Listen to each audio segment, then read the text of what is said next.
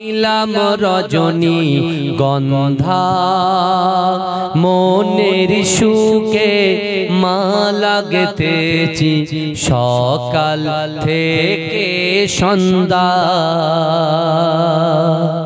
একবার দেখা দাও যদি ও গো কমলিওয়ালা, হাসি মুখে পরাবো তোমার হাজার ফুলের মালা। বলো ইয়া রাসূলুল্লাহ ইয়া হাবিবাল্লাহ, বলো ইয়া রাসূলুল্লাহ ইয়া হাবিবাল্লাহ। সাদা ফুলকে প্রশ্ন করি রংটি কোথায় পেলে, সাদা ফুলকে প্রশ্ন করি রংটি কোথায় পেলে। নবীজির দাঁত মোবারক সাদা ছিল বলে, তাই সাদা ফুলকে তুলে তুলে গেথে রাখলাম মালা। হাসি মুখে পরাবো তোমার হাজার ফুলের মালা। বলো ইয়া রাসূলুল্লাহ ইয়া হাবিবাল্লাহ। কালো ফুলকে প্রশ্ন করি রংটি কোথায় পেলে, কালো ফুলকে প্রশ্ন করি রংটি কোথায় পেলে। নবীজির কেশ মুবারক কালো ছিল বলে, তাই কালো ফুলকে তুলে তুলে গেথে রাখলাম মালা। হাসি মুখে পরাবো তোমার হাজার ফুলের মালা। বলো ইয়া রাসূলুল্লাহ ইয়া হাবিবাল্লাহ। লাল ফুলকে প্রশ্ন করি রংটি কোথায় পেলে, লাল ফুলকে প্রশ্ন করি রংটি কোথায় পেলে। নবীজির খুন মোবারক লাল ছিল বলে, তাই লাল ফুলকে তুলে তুলে গেথে রাখলাম মালা। হাসি মুখে পরাবো তোমার হাজার ফুলের মালা। সুযোগ পেলে পরাবো তোমার হাজার ফুলের মালা। আল্লাহুম্মা সাল্লি আলা।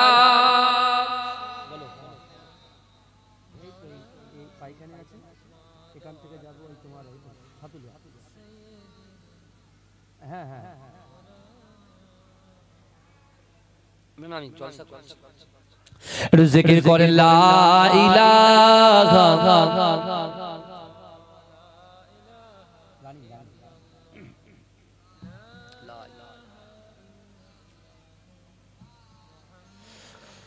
সকলে বলুন সাল্লাল্লাহু আলাইহি ওয়াসাল্লাম। নাহমাদুহু ওয়া নুসাল্লি আলা রাসূলিহিল কারীম, আম্মা বাদ। উপস্থিত আমার সম্মুখে বসে থাকা দিনদার ইমানদার আল্লাহওয়ালা নেককার আমার মুরব্বী বাপেরা, চাচা জানেরা, আমার প্রাণ প্রিয় যুবক ভাইরা, পদ্মার অঞ্চলে ধার্মিকা পর্দা নশিনা আমার আম্মা জান ও বোনেরা, মহাসম্মানিত এ গ্রামের যোগ্য ইমাম সাহেব মুয়াজ্জিন সাহেব, বিশেষ করে ফুরফুরা শরীফ থেকে আগত আশিকে রাসূল ছোট হুজুর পীর কে রহমাতুল্লাহ আলাইহি সুযোগ্য আওলাদ পীরজাদা ইসহাক সিদ্দিকী ভাইজান হুজুর কিবলা, আমন্ত্রিত উলামায়ে হযরতগণ, আল্লাহ পাক রব্বুল আলামিন আমাকে আপনাকে আমাদিগকে দুনিয়ার কাজ কর্ম থেকে বিরত রেখে এই জান্নাতের বাগানে এসে বসে আমাদের একটা সুযোগ করে দিয়েছেন যে বান্দা রাতের অন্ধকারে দিনের আলোতে প্রকাশ্যে অপ্রকাশ্যে জাহিরিতে বাতিনিতে তোমরা যা গুনাহ করেছো এই গুনার মোচন এই জান্নাতের বাগান থেকে করে তারপরে তোমরা বাড়িতে ফিরবে। কিন্তু আজকে আমরা এখানে যারা উপস্থিত হয়েছি আমরা বড় সৌভাগ্যবান। যদি বলেন কেন, এমনি আল্লাহ পাক একেবারে আরবি মাসের নবম মাস রজব মাসে এই জান্নাতের বাগানে বসিয়েছেন আমাকে এবং আমাদিগকে। আজকে আমরা যারা এখানে বসবো আমরা এখান থেকে কি নিয়ে যাব? আমরা এখানে যারা বসবো আমাদের কি ফায়দা আছে? এগুলো বোঝার দরকার আছে না নাই? কথা বল। কুরআন পাইকান চরিশায়, এই চরিশরে এমন কোন বাড়ি নাই যে বাড়িতে কোরআন নাই। কথা বলেন না? আপনি সার্চ করেন, প্রত্যেক বাড়ি বাড়ি যান, ছান মারেন, দেখবেন কোরআন পাবেন। কিন্তু অনেক কোরআনকে আপনারা তাকের উপরে জুজদানি দিয়ে সাজানো পাবেন। কিন্তু ভাইজান ওই কোরআন শরীফের ভিতরে 6666টা আয়াত আছে, 114টা সূরা আছে। সেই কোরআন পাকের ভিতরে আমার আল্লাহ পাক পরিষ্কারভাবে বান্দাকে জানিয়ে দিলেন। কি জানালেন?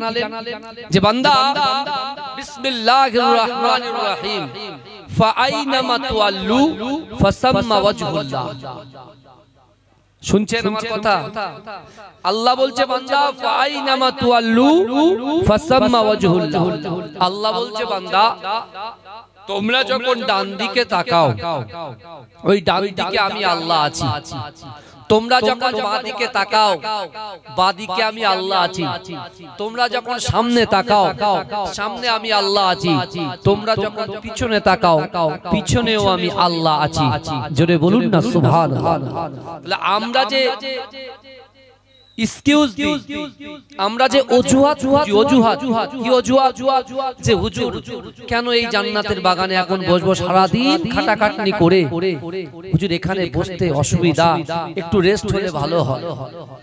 ভাইজান আপনি রেস্ট খুঁজছেন, আপনি আগামী কাল সুন্দরভাবে স্বচ্ছভাবে শরীরের সুন্দর শক্তি নিয়ে ফিটনেস নিয়ে আপনি যাবেন নিউ টাউনে কাজ করতে, আপনি যাবেন মাঠে কাজ করতে, আপনি যাবেন স্কুলে পড়াতে, আপনি যাবেন প্রাইভেটে পড়াতে। কিন্তু বিশ্বাস করুন রে যুবক, একদিন কিন্তু এই পৃথিবী ছেড়ে আমাকে আপনাকে আমাদিগকে দুনিয়া ছেড়ে স্ত্রী ছেড়ে পুত্র ছেড়ে কন্যা ছেড়ে দিয়ে আমাদের কিন্তু এই পৃথিবী ছেড়ে এই গহীন কবরে যেতে হবে কি হবে না? কথা বলে। আজকে যখন কোন সমস্যায় পড়ি, ধরেন হাতিশালা 6 লেনে অসুবিধা হলো, আমি জেকে ফোন করলাম, ফোন করে বলছি ভাই আমার গাড়ির সমস্যা, তুমি তাড়াতাড়ি চলে এসো। ওখান থেকে একটা গাড়ি পাঠিয়ে কি বুঝলেন? আমি আর একজনকে বললাম ভাই এই সমস্যায় পড়েছি তাড়াতাড়ি চলে এসো। ভাই এখান থেকে গাড়ি পাঠিয়ে দিল, তাড়াতাড়ি চলে আসলাম। কিন্তু বাবাজি ঘরের ভিতরে পানি শেষ হয়ে গেলে আপনি সাথে সাথে নিজে ঘর থেকে উঠে গিয়ে আপনি আপনার যে সাবমার্সাল আছে সেটাকে অন করে দেবেন সুইচ, সাথে সাথে আপনি পানি পেয়ে যাবেন। কিন্তু আমার ভাইরা দুনিয়ার জমিনের উপরে আসমানের নিচে যদি কোনো সমস্যায় আপনি পড়েন, আপনি যে কোনো যার হোক দাঁড়া দিয়ে টাকা দিয়ে অর্থ দিয়ে সম্পদ দিয়ে আপনি ঠিক একটা ম্যানেজ করে নিতে পারবেন। কিন্তু বাবাজি ওই কবরে অর্থাৎ চোখটা যখন আমরা বোঝাবো, আল্লাহর কোরআন বলছে বান্দা কুল্লু নাফসিন যায়িকাতুল মাউত, প্রত্যেক মানুষের মৃত্যুর স্বাদ গ্রহণ করতে হবে। আল্লাহ বলছে বান্দা ওয়াজাআত সাকরাতুল মাউত বিল হক, মৃত্যু যন্ত্রণা সত্য। আল্লাহ বলছে বান্দা ইজা জা আজালুহুম লা ইস্তাখিরুনা সাআতাও ওয়া লা ইস্তাকদিমুন, মৃত্যু যখন আসবে এক সেকেন্ড লেট করা হবে না, দেরি করা হবে না। এ যুবকেরা বিশ্বাস করেন, আজকে আমরা যেন কোন মাইয়েতের জানাজায় যাই, ওই মাইয়েতের জানাজায় আমরা যখন যাই, আমরা সেই মাইয়েত থেকে সেই জানাজা থেকে কি শিক্ষা নিই? আমরা শিক্ষা নিই এই কবরে কিন্তু আমাদেরকেও যেতে হবে। এই জন্য তো রাসূল সাল্লাল্লাহু আলাইহি ওয়াসাল্লাম বেশি বেশি কবর জিয়ারতের কথা বলেছেন, কারণ কবর জিয়ারত করলে পরে কবরের কথা মনে পড়ে। আমার ভাইজানেরা, হে নবী পাকের উম্মত উম্মতিরা, হে নবী দেবানারা, এই জান্নাতের বাগানে আমরা যারা এসে বসে গেছি, হে যুবকেরা, আমাদের মায়ে মুরব্বি আত্মীয় স্বজন পাড়া প্রতিবেশী গ্রামবাসী যে বা যারা এই দুনিয়া ছেড়ে কবরের মধ্যে চলে গেছে, হে যুবকেরা, আজকে এই জান্নাতের বাগানে আমার যে সকল যুবকেরা, আমার যে সকল মুরব্বিরা, আমার যে সকল মায়েরা বোনেরা এই জান্নাতের বাগানে বসে আছেন, হে যুবকেরা, বিশ্বাস করেন এই জান্নাতের বাগানে বসার জন্য আমাদের পিতা মাতার কবরে আল্লাহ পাক অটোমেটিক সব পৌঁছে দেয়। জোরে বলেন। তাহলে কবরে গিয়ে যদি কোনো সমস্যায় পড়ি, ওই সমস্যা একা সমাধান করতে হবে। কি বুঝলেন? আপনার বন্ধু বান্ধবী, ভাই, ফ্রেন্ড, পড়োশী, গ্রামবাসী, পাড়াবাসী, এলাকাবাসী কেউ আপনার কাজে আসবে। কিন্তু আমার ভাইজানেরা, হে নবী পাকের উম্মত উম্মতিরা, হে নবী দেবানারা, বিশ্ব নবী রাসূলুল্লাহ সাল্লাল্লাহু আলাইহি ওয়াসাল্লাম মসজিদে নববী শরীফে বসে আছেন। হে যুবকেরা, আল্লাহর রাসূল সাহাবাদেরকে নিয়ে কুরআন হাদিসে কথা আলোচনা করে। আল্লাহর রাসূল সাল্লাল্লাহু আলাইহি ওয়াসাল্লাম একদিন বয়ান করতে করতে বিশ্ব নবী রাসূলুল্লাহ সম্মুখে একটা যুবক বালক আল্লাহর রাসূলের সামনে দাঁড়িয়ে যায়। হে যুবকেরা, আল্লাহর রাসূলের সামনে দাঁড়িয়ে গিয়ে ওই বালকটা অজর নয়নে ঝরঝর করে কাঁদে। হে যুবকেরা, আল্লাহর রাসূল ওই যুবককে জিজ্ঞাসা করে, বাবা তুমি এমন করে কাঁদো কেন? হে যুবকেরা, ওই সময় ওই যুবকটা বলতে লাগলেন, ইয়া রাসূলুল্লাহ, হাবিবাল্লাহ, না না না না না, আমার কাছে যখন অর্থ ছিল না, সম্পদ ছিল না, বিল্ডিং ছিল না, বালাখানা ছিল না, ইয়া রাসূলুল্লাহ, হাবিবাল্লাহ, না না না, আমার পিতামাতা যখন হায়াতে ছিল, আমার পিতামাতা যখন দুনিয়ায় বেঁচে ছিল, আমার মা বাপের কথাগুলো শুনতাম না, আমার মা বাপের কথাগুলো মান্যতা দিতাম না। কিন্তু না না না, ইয়া রাসূলুল্লাহ, হাবিবাল্লাহ, আজকে আল্লাহ পাক আমাকে অর্থ দিয়েছে, আল্লাহ আমাকে সম্পত্তি দিয়েছে, আল্লাহ আমাকে বিজনেস দিয়েছে, আল্লাহ আমাকে ব্যবসা দিয়েছে, কিন্তু ইয়া রাসূলুল্লাহ, ইয়া হাবিবাল্লাহ, হুজুর, যে মা বড় কষ্ট করে, বড় মেহনত করে মানুষ করেছে, যে বাপ নিজের ঘামের পয়সাগুলো আমার পিছনে তিল তিল তিল তিল করে আমার পিছনে লাগিয়েছে, ইয়া রাসূলুল্লাহ, হাবিবাল্লাহ, কিন্তু আমার আব্বা মা ইন্তেকাল করেছে, ওই গহীন কবরে চলে গেছে, সাপ বিচ্ছুর ঘরে চলে গেছে, পোকা মাকড়ের ঘরে চলে গেছে, অন্ধকার ঘরে চলে গেছে, ইয়া রাসূলুল্লাহ, হাবিবাল্লাহ, আমি যখন বালিশে মাথা দিয়ে ঘুমাই, আমার মায়ের কথা বড্ড মনে পড়ে, আব্বুর কথা বড্ড মনে পড়ে, আমার মা বাপকে আমার মনে ইচ্ছা হয় খিদমত করব, কিন্তু ইয়া রাসূলুল্লাহ, অর্থ আছে, সম্পদ আছে, বালাখানা আছে, ব্যবসা আছে, কিন্তু আমার কাছে আমার মূল্যবান দুটো সম্পদ আব্বা আর মা কেউ নাই। হে যুবকেরা, আল্লাহর রাসূল ওই যুবকটাকে থামিয়ে দিয়ে বলছে, বড্ড বাবা তুমি চুপ করো, তুমি তোমার পিতা মাতার কথা বলো না, তোমার পিতা মাতার কথা শুনে আমি রাসূলুল্লাহ আমার বাপের কথা মনে পড়ে, আমার মায়ের কথা মনে পড়ে। হে যুবকেরা, হে নবী পাকের উম্মত উম্মতিরা, আমার দয়ার নবী ঝরঝর ঝরঝর করে কাঁদে। ওই যুবকটা জজ্জর করে কাঁদে। কিন্তু এই যুবকেরা আমার আল্লাহ পাক রব্বুল আলামিন আমার দয়ার নবী সোনার নবী জনাবে মুহাম্মদুর রাসূলুল্লাহ সাল্লাল্লাহু আলাইহি ওয়াসাল্লামকে ওয়া মা আরসালনাকা ইল্লা রাহমাতাল লিল আলামিন করে পাঠিয়েছে। জোরে বলবেন না, জোরে হবে সুবহানাল্লাহ। এই গ্রামে তো অনেক ভাইরা আছে, বাড়িতে আজকে খুব রান্না বান্না করেছে আলহামদুলিল্লাহ। বাড়িতে কুটুম এসেছে, জলসা দিয়েছে, কুটুম এসেছে। তাই এটা একদিক দিয়ে ভালো। যদি বলেন কেন, এমনি তো কুটুম উঠে যাচ্ছে, দেখবেন কুটুম্বি তো আর হয় না। আমার বাড়িতে আমি দেখতাম আমার আব্বা জান সাসু পিপির একেএম হায়দার আলী হুজুর রাহমাতুল্লাহ আলাইহি, আমার বাপ আমার কাছে কি বুঝলে, আমার আব্বা জান যখন আমরা ছোট ছিলাম দেখতাম বাড়িতে ব্যাপক মেহমান যেত। আমার আব্বা তো মাঝিরাটির বাড়ি থাকতেন না, খড়িবাড়ি জালালিবাগ দরবার শরীফে থাকতেন, প্রচুর মেহমান আসতেন। সত্যি আমরা মনে মনে ভাবতাম যে এত লোক আসে আর খেয়ে চলে যায়, আসে আর খেয়ে চলে যায়, কারণ বুঝতে পারছেন না। যখন পড়াশোনা করছি তখন দেখছি একটা মুসলমান অপর মুসলমানের প্রতি 6টা হক আছে। কটা হক? একটা মুসলমান অপর মুসলমানের প্রতি কটা হক আছে? কথা বলেন কটা? 6টা। তার ভিতরে একটা, যদি কেউ কাউকে ইনভাইট করে, দাওয়াত করে, আপনার ইমাম সাহেব কিন্তু আপনাদের দাওয়াত করেছে আজকে জলসার জন্য, বলেছে না বলেনি? কথা বলেন না, বলেছে না?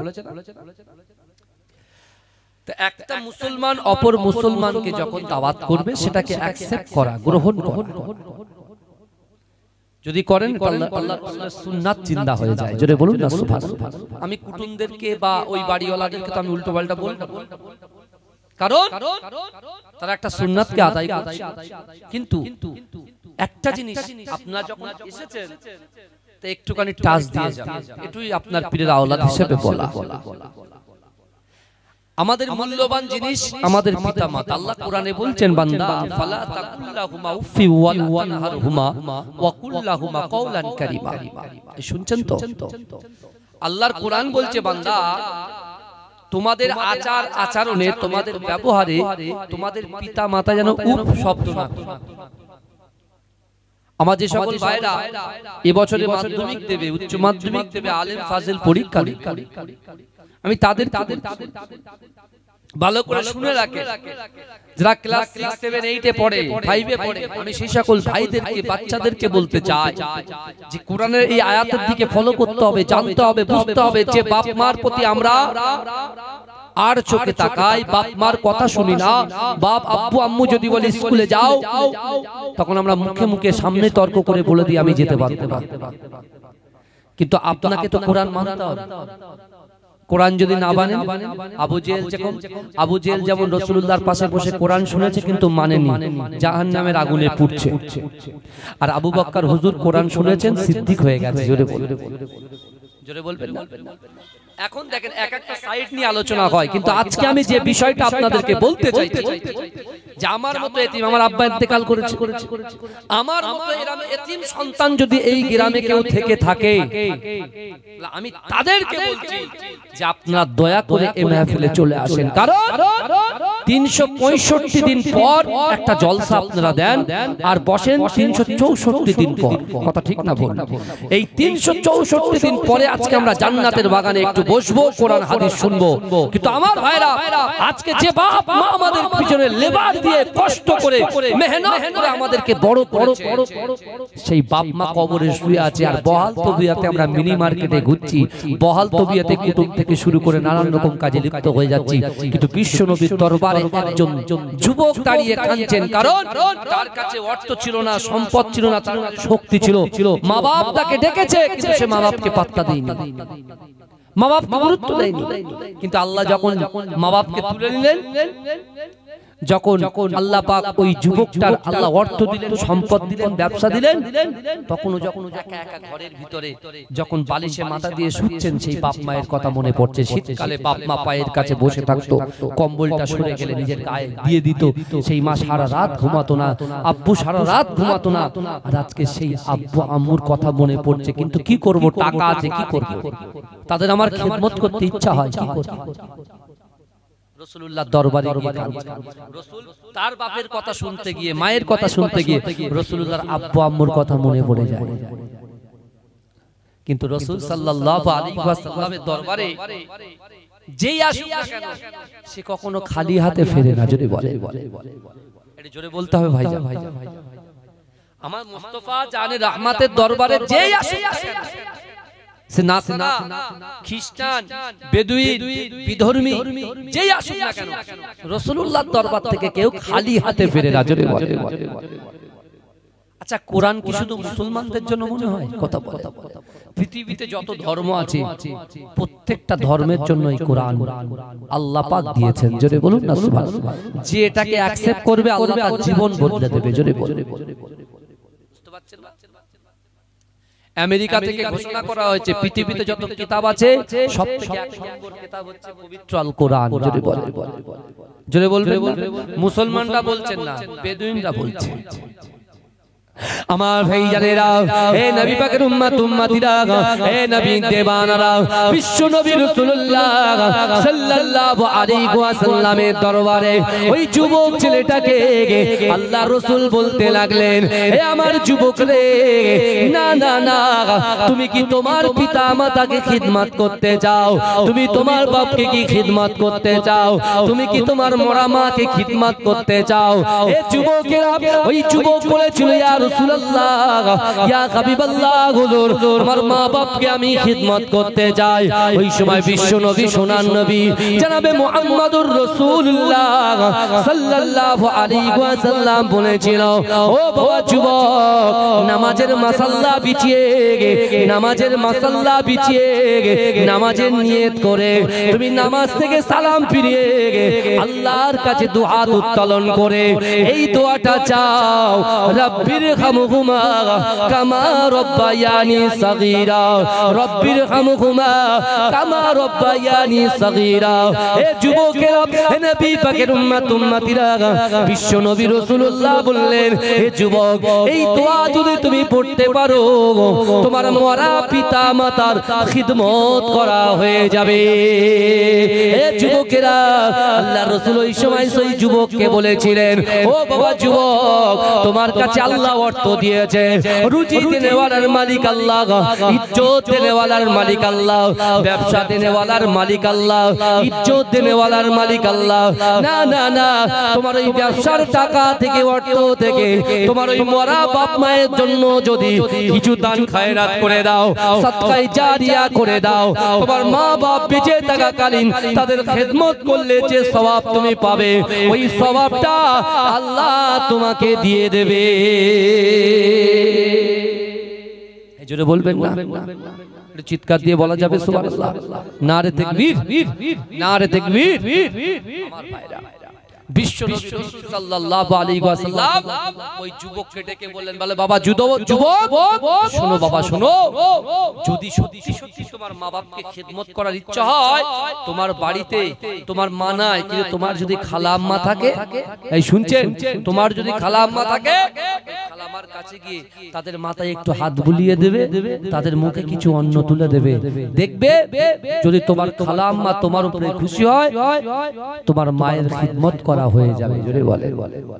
আর তোমার বাপের খিদমত করতে চাও, তোমার বাপ নাই, যদি তোমার কোনো চাচা থাকে, তাকে খিদমত করবে। চাচা যদি খুশি হয়ে যায়, আল্লাহ তোমার বাপের উপরে খুশি হয়ে যাবে, তোমারও বাপের খিদমত করা হয়ে যাবে। জোরে বলে। আর যদি বাপের ভাই চাচা না থাকে, বাপ যাদের সঙ্গে ওঠা বসা করতো, এই শুনছেন, বাপ যাদের সঙ্গে ওঠা বসা করতো, বাপের বন্ধু যারা, তাদেরকে একটু তোমরা গিয়ে খোঁজ খবর নেবে। যদি তারা ওষুধপত্র কিনতে না পারে, তোমাদের ওই গচ্ছিত সম্পদ থেকে কিছু ওষুধপত্র কিনে দেবে। অবশ্যই অবশ্যই অবশ্যই অবশ্যই তোমার মরা বাপের যে খিদমত তুমি বেঁচে থাকাকালীন যে খিদমতটা করছিল, ওই খিদমত করা হয়ে যাবে। জোরে বলে। বলবেন না। কিন্তু আমার ভাই জানেরা, এ নবী পাকের উম্মত উম্মতিরা, এ নবী দেওয়ানারা, বিশ্ব নবী রাসূলুল্লাহ সাল্লাল্লাহু আলাইহি ওয়াসাল্লাম মসজিদে নববী শরীফে সাহাবাদেরকে বলেছিলেন, হে আমার সাহাবারা, ইজা মাতাল ইনসানু, যখন মানুষ মৃত্যুবরণ করে, ইনকাতা, মানুষের আমলের কর্মধারাটা বন্ধ হয়ে যায়, ইল্লা মিন সালাসাতি, হে আমার সাহাবারা, তিনটি আমল এমন আছে মানুষ মৃত্যুবরণ করার আগে যদি এই তিনটা আমল দুনিয়ার জমিনে প্রতিষ্ঠিত করতে পারে, আমি রাসূলুল্লাহ জানিয়ে দিলাম ওই তিনটে আমল করার কারণেতে ওই কবরে যদি সে চলে যায়, সে যদি ইন্তেকাল করে, ওই কবরের ভিতরে আল্লাহ পাক অটোমেটিক সওয়াব পৌঁছে দেবে। জোরে বলবেন না, জোরে বলা গেল না সুবহানাল্লাহ। না রে, দেখবে ভালো করে বোঝেন, তিনটে জিনিস প্রতিষ্ঠিত করতে হবে। আল্লাহ রাসূল যখন রজব মাস আসতেন, বিশ্ব নবী রাসূল সাল্লাল্লাহু আলাইহি ওয়াসাল্লাম আল্লাহর কাছে দোয়া চাইতেন, আল্লাহ আমি মুহাম্মদ মুস্তাফাকে আপনি রমজান মাস পর্যন্ত হায়াত বাড়িয়ে দেন, যেন আমি রমজানের রোজা রাখতে পারি। জোরে বলে, জোরে বলবেন না। রাসূলুল্লাহ বলতে, আমার সাহাবারা, বছরে একবার তোমরা তোমাদের মালের যাকাত দাও। এই শুনছেন, মালের যাকাত। যাদের কাছে 1 লক্ষ টাকা সম্পত্তি আছে, ওই 1 লক্ষ টাকা থেকে 2500 টাকা তোমরা সাইড করো। যাদের কাছে 2 লক্ষ টাকা আছে, 5000 টাকা সাইড করো। যাদের কাছে আপনার 4 লক্ষ টাকা আছে, 10,000 টাকা সাইড করো। এই বুঝতে পারছেন আমার কথা? কারণ বলছে এটা রজব মাস, এরপরে আল্লাহ রাসূল বলছেন শাবানু শাহরি ওয়া রমাজানু শাহরুল্লাহ। রাসূল বলছেন শাবান মাস হচ্ছে আমি রাসূলুল্লাহর মাস, আর রমজান মাসটা হলো আমার আল্লাহর মাস। জোরে বলুন না সুবহানাল্লাহ। জোরে বলা যাবে না? তাহলে রাসূলুল্লাহ রজব মাসে আমাদের প্রিপারেশন নিতে বলেছে। রজব মাসে বীজ বপন করো, শাবান মাসে পানি দাও, আর রমজান মাসে চাষগুলো তুলে নাও। অর্থাৎ আজকে আমার মায়েরা বোনেরা এই জলসা যারা দিচ্ছে, আমি আপনার পীরের আওলাদ বলে দিয়ে গেলাম, মুজাদ্দেদ জামান দাদা হুজুর পীর কেবলা রাহমাতুল্লাহ আলাইহির খলিফা আহমদ আলী আমির শাহ জালালি রাহমাতুল্লাহ আলাইহি মাজিরাইট হুজুর পীর কেবলা আওলাদ, আমি আপনাদেরকে বলে দিয়ে গেলাম, আপনারা এই মাস থেকে নিয়ত করেন যে আল্লাহ জিন্দেগি জীবনে রাতের অন্ধকারে দিনের আলোতে প্রকাশ্যে অপ্রকাশ্যে জাহিরিতে বাতিনিতে আল্লাহ যে গুনাহ আমরা করেছি, যে পরকীয়ার ভিতরে লিপ্ত হয়ে গেছি, জিনার ভিতরে লিপ্ত হয়ে গেছি, গালাত গালাত পিকচার ভিডিওর ভিতরে নিয়োগ হয়ে গেছি, আল্লাহ আজ থেকে পানা চাইছি, তওবা করছি, আল্লাহ আপনি আমাদেরকে রমজানের রোজা পর্যন্ত পৌঁছে দিন এবং আগামী দিনে আমাদেরকে ইহদিনাস সিরাতাল মুস্তাকিমের রাস্তায় পরিচালিত করে দিন। সকলে আল্লাহুম্মা আমিন। কারণ কি বলেন তো, রজব মাসে দোয়া কবুল হয়ে যায়। জোরে বলে, এই মাসে রাসূল বলছেন আমরা তো মরে যাব। রাসূল এই হাদিসটা বলার আগে রাসূলুল্লাহ আর কিছু কথা বললেন। আল্লাহ রাসূল, সাহাবারা তোমরা কি জানো, তোমরা যখন মৃত্যুবরণ করবে তোমরা লাশ হয়ে যাবে। বাবু আমরা লাশ হয়ে যাব তো? আমার যুবক ভাইরা একটু বলেন, আমরা লাশ হয়ে যাব? লাশ যখন হয়ে যাব আমরা নড়াচড়া করতে পারবো না। আমার সোনা ময়নাটা আমার মাথার কাছে বসে হাউ হাউ করে কাঁদে। আপনি সারা দিন সারা রাত পরিশ্রম করে যখন আপনার সন্তানটা আপনার বুকে চলে আসবে, জড়িয়ে ধরবে, একবার আব্বু বলে ডাকবে, আপনার সব কষ্ট নিবারণ হয়ে যায় কি যায় না? কথা বলে আল্লাহ পাক এই সম্পর্ক তৈরি করে দিয়েছে। বিয়ের আগে অনেক সময় ভাবতাম যে বাপ মা এরকম সন্তানকে এত ভালোবাসে, আমাদের সন্তানকে কি আমরা ভালোবাসতে পারবো? আমরা কি পারবো? আমার আব্বা জান সারা রাত জলসা করে, বুঝতে পেরেছেন? 3-4টে করে জলসা করতে। আপনারা তো আমার আব্বা জানের জলসা শুনেছেন? শুনেছেন তো বাবাজি? হায়দার আলী হুজুরের জলসা শুনেননি? ভালো করে 3-4টে জলসা করতেন। আমার আব্বা স্কুল টিচার, সকালবেলা বাচ্চা না ঘুমিয়ে স্কুলে চলে যেত। স্কুল থেকে আবার বাড়িতে আসতেন না, বাড়ি থেকে আবার বাড়িতে না, স্কুল থেকে একটা চিঠি লিখে দিতেন আমার আম্মা জানের কাছে যে আমি 2 দিন আসবো না, কিন্তু স্কুলে আসবো, কিন্তু বাড়ি আসবো না, কারণ সময় নেই। বুঝতে পারছেন? এখন তো আমরা হিসাব করে জলসা নিচ্ছি, 1টা থেকে 2টো, তাও একটা জলসা বেশি করছি, কারণ আমরা টানতে পারি না। কিন্তু আব্বু কি করেছেন দেখেন, 4টে 5টা 6টা পর্যন্ত জলসা করেছে আলহামদুলিল্লাহ। আমার ছোট হুজুর পীর কেবল আমার আব্বা জানকে হায়দারি সাহেব বলে ডাকতেন। বুঝলেন? কিন্তু আমার ভাইরা এখন কথা হচ্ছে, আমরা যখন লাশ হয়ে যাব আমাদের বাচ্চাগুলো কাঁদবে, কিন্তু আমরা কোনো কথা বলতে পারবো না, মুখ দিয়ে বলতে পারবো না, কচি কাঁদিস না, চুপ কর, এই কথা বলতে পারবো না। বিশ্ব রাসূলুল্লাহ সাহাবাদের যে শোনো, তোমরা যখন লাশ হয়ে যাবে একটা কাঠের গাড়িতে তোমাদেরকে তুলে দেওয়া হবে, একটা কাঠের গাড়িতে তোমাদেরকে তুলে দেওয়া হবে। তুলে দেওয়ার পরে তোমাদেরকে গোসল করানো হবে, গোসল করিয়ে খাটের গাড়ি অর্থাৎ খাটিয়ায় তোলা হবে। একটা কাঠ দেয় না, নিচে একটা কাঠ দেয়, তো কাঠের উপরে ভালো করে গোসল করায়, গোসল করিয়ে কোথায় দেয় বলেন? কাপন পরিয়ে খাটিয়ায়। রাসূলুল্লাহ বলছেন ওই খাটিয়াটা যখন তুলে কবরস্থানের দিকে নিয়ে যাবে, ওই কবর পর্যন্ত তিনটে জিনিস যাবে। এই শোনেন না, আমরা এক্সকিউজ দিই না, আমরা বলছি ব্যবসার অজুহাত দিই।